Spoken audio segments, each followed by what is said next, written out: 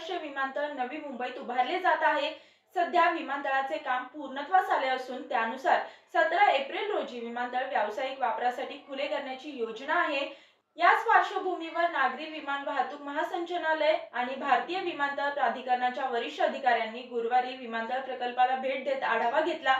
नवी मुंबई आंतरराष्ट्रीय airport limited या कंपनीच्या माध्यमातून विमानतळाचा विकास केला जात आहे। तसेच या प्रकल्पावर नोडल एजन्सी म्हणून सिडको काम करत आहे। गेल्या वर्षभरात आवश्यक असलेल्या अनेक चाचण्या यशस्वीरित्या पूर्ण करण्यात आल्या आहेत। यासोबतच विमानाचे टेक ऑफ आणि लँडिंगची ही चाचणी यशस्वीरित्या पूर्ण केली आहे। यामुळेच आता 17 एप्रिल पासून नवी मुंबई विमानतळ व्यावसायिक वापरासाठी खुले करण्याची योजना आहे।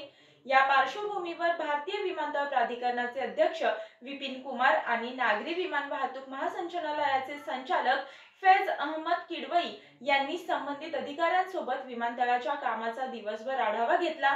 यावेळी नागरी विमान वाहतूक सुरक्षा मंडळाचे प्रादेशिक संचालक प्रकाश निकम, सिडकोचे व्यवस्थापकीय संचालक विजय सिंघल, सहव्यवस्थापकीय संचालक शांतनु गोयल आदी उपस्थित होते। नागरी विमान वाहतूक महासंचालनालय ही देशातील प्रमुख विमानतळ सुरक्षा नियामक संस्था आहे।